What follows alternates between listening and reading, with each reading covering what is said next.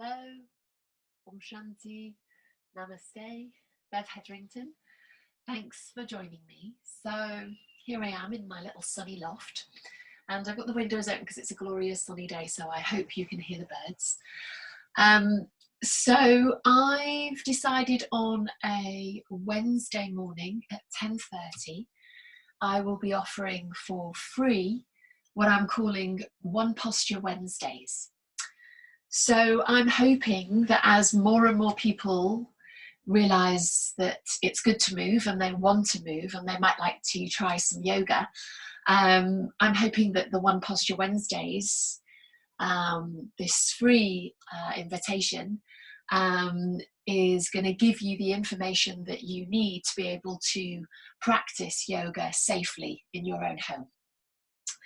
So I'm hoping that you join me. I will be recording it and putting it on my with my other YouTube videos, so you can return to it at any point that you like throughout the week. And this links in quite nicely with what I'm offering on Friday mornings, also at 10:30, which is Foundations of Sun Salutations Friday. And what I'll be doing on the Friday is asking for an exchange of £4.75 for the hours class.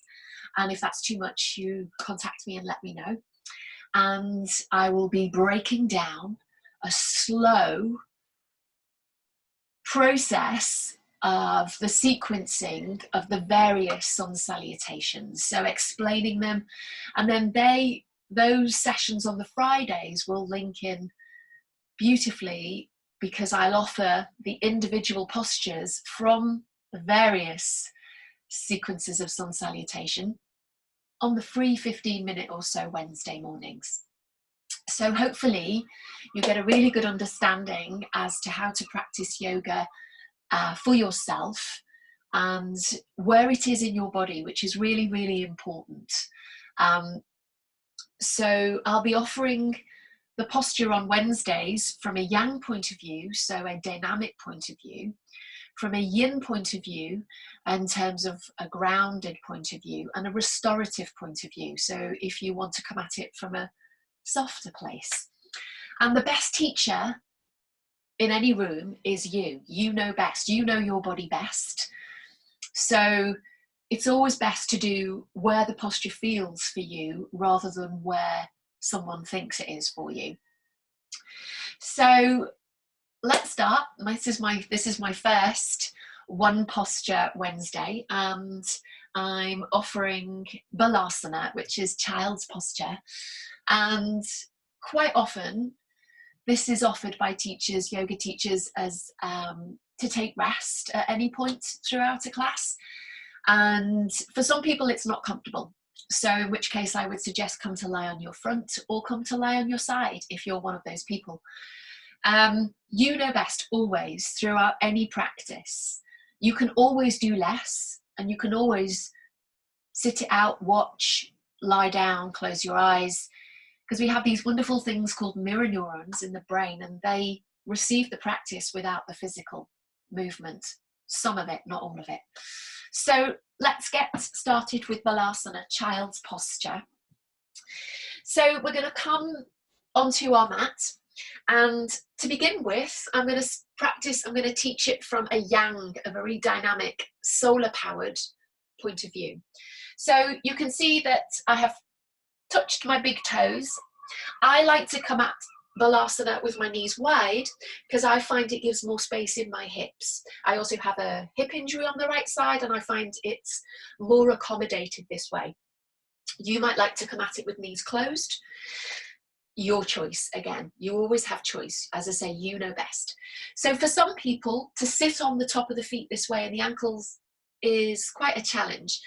So you'll see I've got lots and lots of props around me, bricks and blocks. And if you don't have these, be inventive. Books are an amazing alternative. Thick books, thin books, wide, long, short books. You can put them on top of one another and make brilliant props. You know, you can have several blankets. You can use Pillows, brilliant if you want to be more restorative. You can use cushions, they're great too. You can use a bolster if you don't have a yoga bolster. Wonderful alternative is to roll up a couple of mats and put some elastic bands one side and the other side so that you have your own bolster. And again, pillows and cushions are brilliant if you don't have either of those, a bolster or rolled up mats. So we're going to place, if you have top feet issues, you're going to place the blanket down so that the feet can go on top of the blanket to begin with. So I'm going to bring my big toes to touch. So now I've got some support underneath the top of my feet. And I like to take my knees nice and wide. You might be having your knees closer together. And I'm slowly going to start to draw myself forward. So the most important thing in any yoga posture is to consider, first of all, your comfort. And secondly, where is the energy? Where is the focus for this posture? And for child's posture, it's in the seat, it's in the hips. So you can see that my bottom, my seat, is connected to my feet, my heels. And if that again feels too heavy, too weighty on the top of the feet and ankles, you can place another soft prop. So I'm going to take a cushion, you could take a pillow and place it underneath. So particularly if you're coming forwards and you find that the seat rises to come forwards, and then you would be inviting all the weight forwards, and then the focus, the energy is all in the shoulders and the front body, and we want it to be in the seat. So what we're going to do is place the cushion underneath us and keep the connection of the seat with the soft prop and the heels and feet. Yeah. So settling in there, keep that connection. So we want to keep that drawing back, that weight in the heels, yeah, in the hips. And we're slowly going to start to walk ourselves forwards with the fingers and thumbs. So we're keeping that connection, keep pressing down through the seat and start to invite a long spine. You might come to a place where you feel that this is enough, and you might bring the elbows, forearms and palms down, and you might draw a couple of books on top of one another and place your head on your books. And you might settle in here. So keep pressing the seat to the feet. Notice if you collapse in the middle of the back, do you see that collapse? What we're inviting is drawing those front ribs into the back body and keep sending the seat to the feet. So it takes the weight away from the shoulders, the elbows, the forearms. It's lighter there. And again, keep sending that weight backwards, but you're reaching from the heart and the top of your head, your crown, forwards. You keep pressing back. So I'm kind of pressing into my palms, my forearms. I can even have an awareness of the inner wrists, drawing them in and down, pressing into the palms, forearms and elbows to press in and kind of back into my seat and feet. So find where it is. You might find after a little while that you can come a little bit lower down. And you might find if it's tight in your shoulders that you might want to take your arms wider. You might find after a while that you come a little bit lower.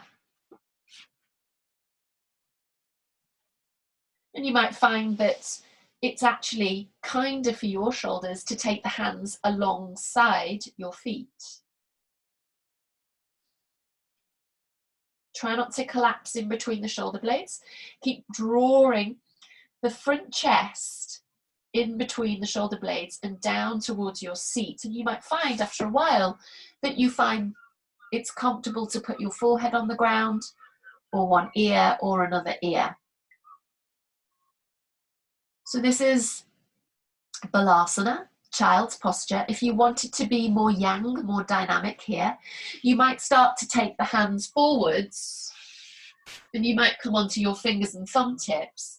And you see the way I've collapsed in the chest? I'm going to bring that chest, that front chest into the back spine and roll the shoulders down.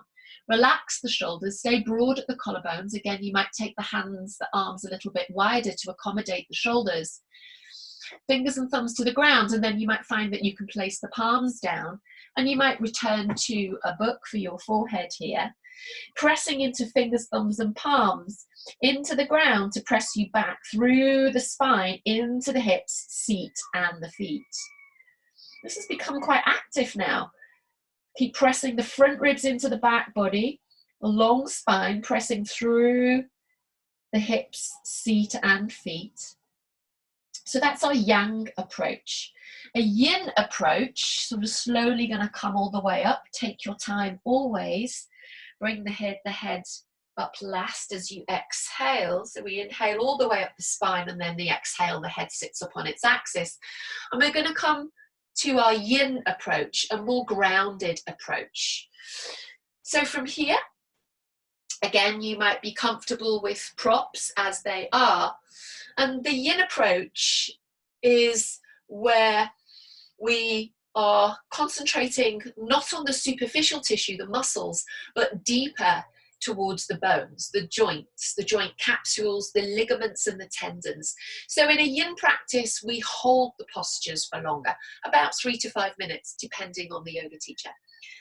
So with yin, the difference is that we're surrendering down. And to surrender, a wonderful thing with yin is if you take your index finger and you point it really, really strongly, as strong as you can point it, so it's almost rigid, and then with the index finger and thumb of the other hand, see if you can pull it away from its joint, from the knuckle joint, and it doesn't move because it's so rigid. So then see if you can relax that index finger a little bit, and then with the same index finger and thumb of the other hand, see if you can pull it away from the joint. You'll notice there's a lot more give in the joints, and that is yin. So what we're looking is to surrender. Surrendering the muscles away from the bones, hence why we hold the postures for longer, so that it takes time to invite skin away from muscle, muscle away from bones, joint capsules, ligaments and tendons, and we settle down to the ground, to the props. And what we're doing, and it's still a very dynamic practice, but it's still classed as Hatha yoga, but the yin approach is more for the foundations, the structure, the bones of the body. The yang approach is for the superficial tissue, muscles. So when you're ready, our yin approach, we're about rounding, we're softening. So you'll see the difference. We're going to inhale, and as we exhale, we round, softening the belly, and you're slowly going to invite yourself to come in and down. And again, you might come to here as your first place. You might use a book for your forehead. You notice the spine difference. I'm not lengthening the spine as I would in a yang dynamic approach. I'm letting the spine round. I'm inviting the skin away from the muscles away from the bones, and settling in. And you might find that you want to come a little bit further in and down. And again, I'm rounding. I'm inviting a soft belly. I'm inviting a rounded back body.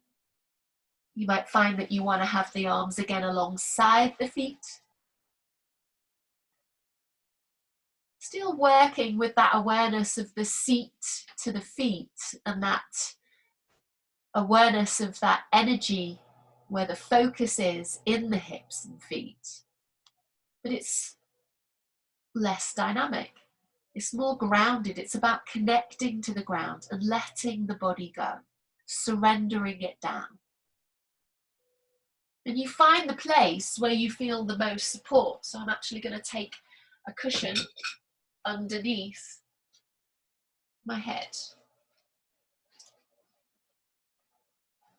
The forehead down.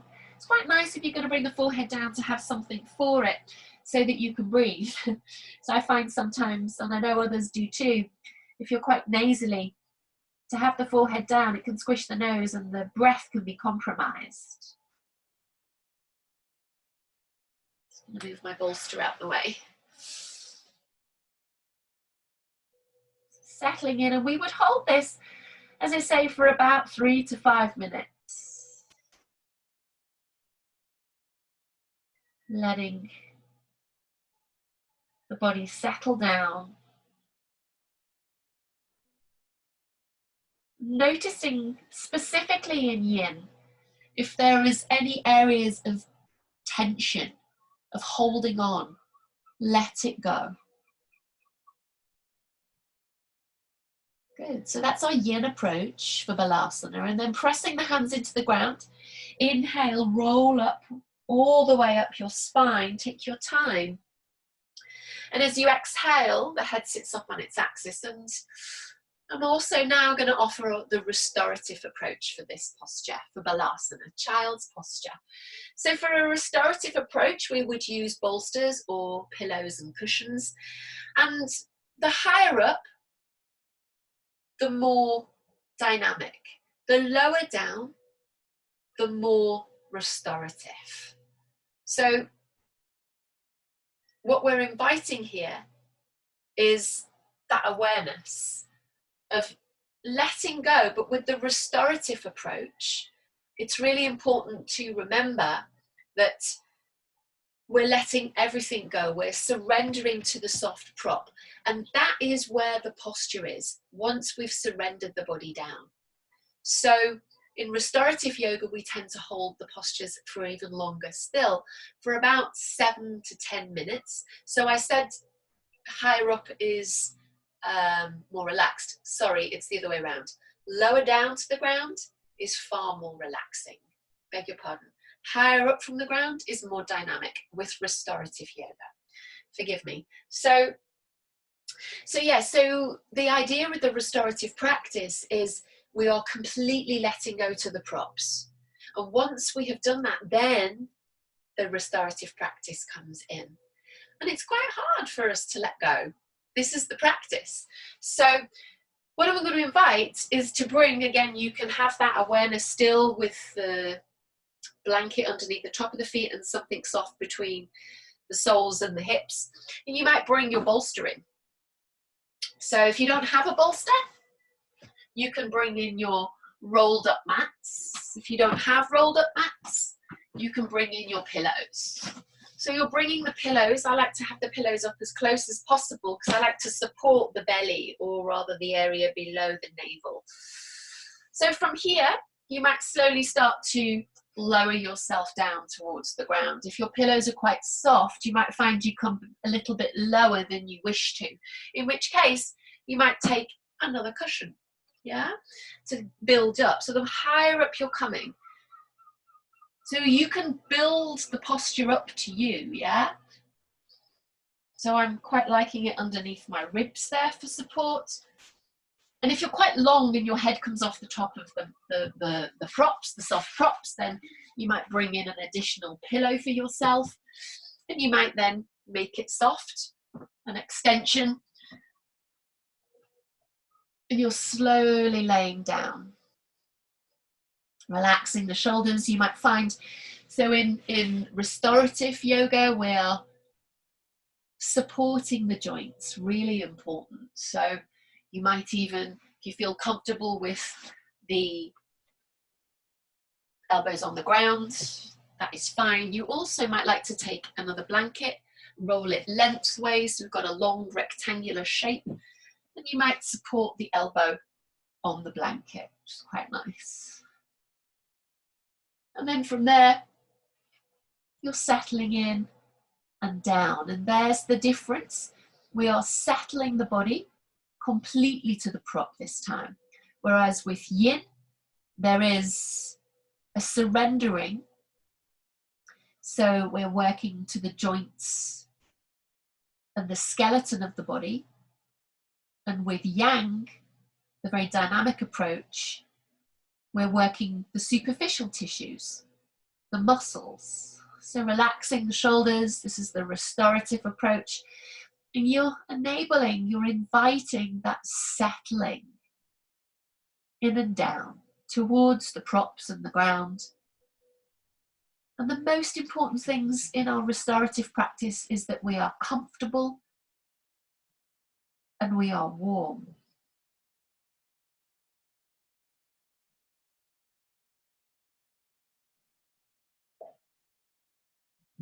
And as I say, we would hold this for about 7 to 10 minutes. And then very slowly, as we've been doing, you would press the hands into the ground. You would rise all the way up through the seat towards the top of the head. As you exhale, the head sits up on its axis. Roll the shoulders away from your ears. And maybe open the eyes if they were closed. Okay, so this is my free offering every Wednesday at 10:30. I hope you can join me, and then afterwards we can have a little questions and answers session on anything that comes up for you. And if you can't join me, then know it, I will be doing it, a different posture every Wednesday, one posture Wednesday. And so you can then go and watch it back as many times as you like. And obviously this is linking in with Foundations of Sun Salutations Friday.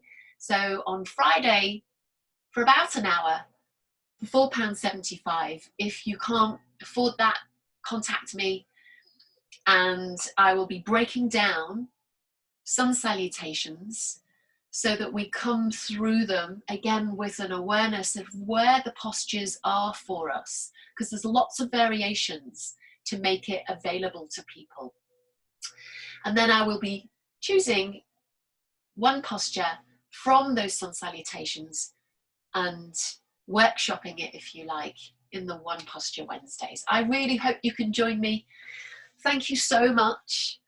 Om Shanti. Namaste. Practice safely.